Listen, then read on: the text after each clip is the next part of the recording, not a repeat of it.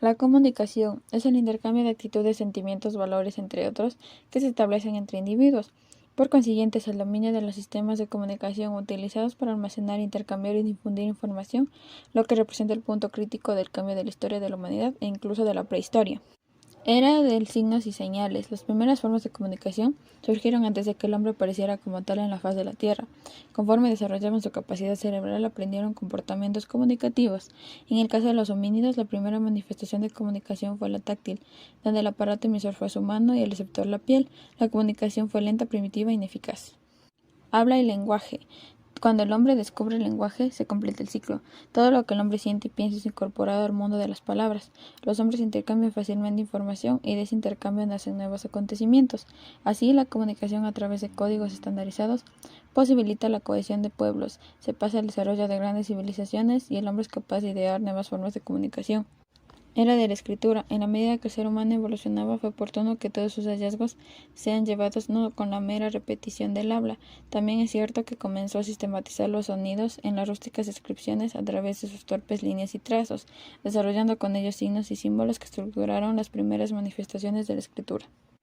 Fases del alfabeto. Mnemónica. Ante la distancia que impedía el desarrollo de la comunicación, nuestros antepasados recurrieron a objetos que representaban datos o mensajes que permitían ayudar a la memoria. Pictórica. Conocida como la primitiva forma de escritura, por cuanto los seres humanos transmitían el mensaje por medio de pinturas de diversos objetos.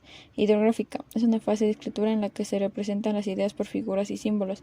En este periodo, los símbolos dejan de ser directos y se transforman en conceptuales. Fonética. Las ideas u objetos no están representados en dibujo en sí, sino que esta representación requería un sonido. Grecia y Roma. La democracia griega en el Imperio Romano.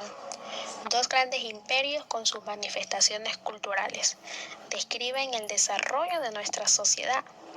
Grecia y Roma constituyen el origen de nuestra identidad occidental.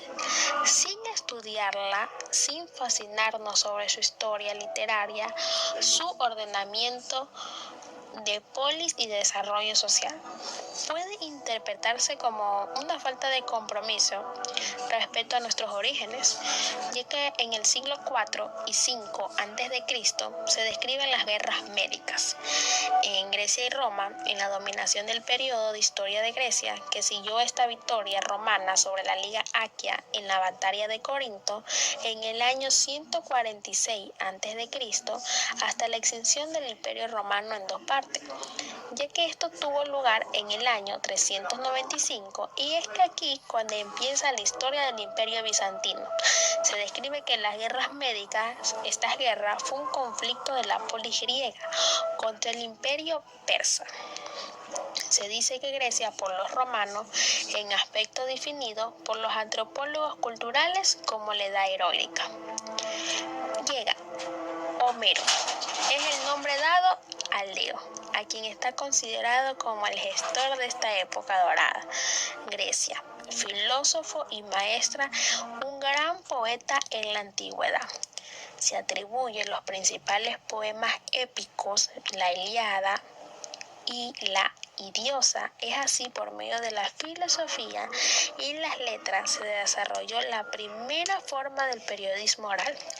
Homero está considerada como el gestor de la época dorada en Grecia y las obras universales. El periodismo escrito ha diferenciado de Grecia, que era el gobernarte por emperadores. Al adentrarnos en el estudio del Imperio Romano, llegamos a establecer la importancia del accionar de los pregoneros.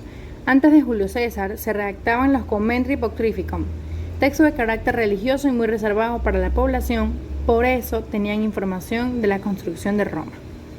También surgen los Aenei Massimi, documentos que se depositaban en la casa del pontífice en el que se registraban hechos ocurridos en el año anterior a la fecha de su aparición.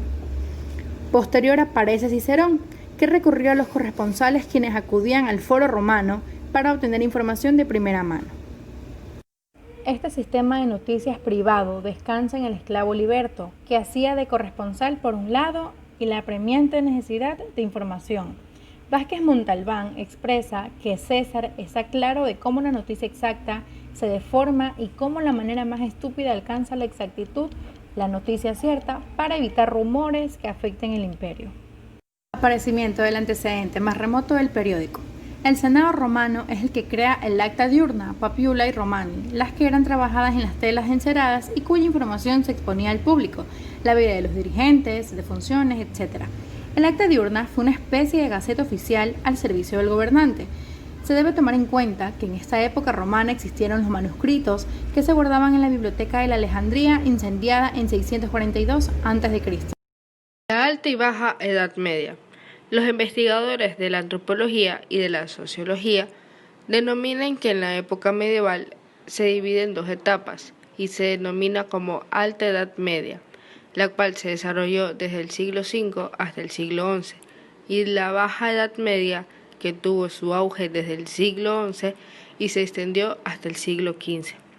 En la época medieval surgió el conocimiento y desarrollo de la ciencia, la cual estaba atribuida exclusivamente a la Iglesia, otro que los factores de poder que se vivió en este periodo se otorgó a los príncipes y reyes, quienes se mantenían sujetos. El desarrollo del correo. Conocido como uno de ellos, el primer profesor de la historia de la comunicación, el periodista español José Altavella, la curiosidad de este hombre que vivió este periodo contribuyó al incremento de la noticia, lo cual provocó en Alemania el surgir de la mensajería. El servicio de noticias de la Baja Edad Media se da por dos fuerzas sociales, los dignatarios y los claustros universitarios. Dicho esto, por Villamarín en 1997. El manuscrito posibilitó transmitir el mensaje, el cual se acudía cuantas veces fuesen necesarias, a fin de no tergiversar el mensaje. El manuscrito proviene del latín manu scriptum. La historia de los manuscritos es muy antigua, siendo parte fundamental de grandes culturas. Los monjes fueron los mayores productores y copistas de manuscritos. Su misión era transmitir conocimientos y relatos. El mundo islámico nos ha dejado innumerables manuscritos literarios, científicos y religiosos. El manuscrito se elaboraba con materiales como la tinta de una pluma o simplemente el grafito de un lápiz, y se consideró como el auge de las ciudades del siglo XIII, el mismo que estaba al servicio de los mercaderes. El manuscrito no tiene que ser necesariamente antiguo. Una carta es un ejemplo de manuscrito moderno. En la época medieval, los monjes fueron los mayores productores y copistas.